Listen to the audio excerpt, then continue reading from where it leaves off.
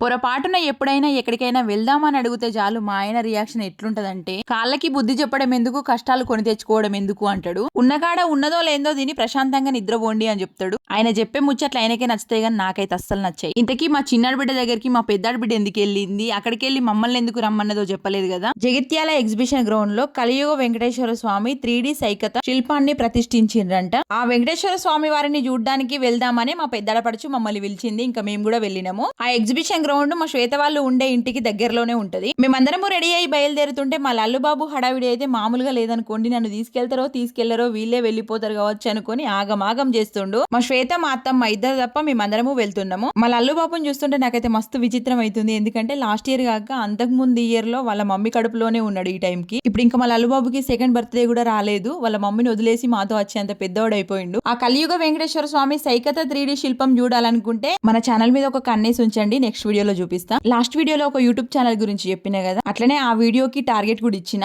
ఈ వీడియోకి కూడా కొలాబ్ చేస్తున్నా ఛానల్ ని. ఈ రోజు నైట్ వరకు 1K సబ్స్క్రైబర్స్ అయ్యేలా ప్రతి ఒక్కరు సబ్స్క్రైబ్ చేసుకొని సపోర్ట్ చేయండి ప్లీజ్.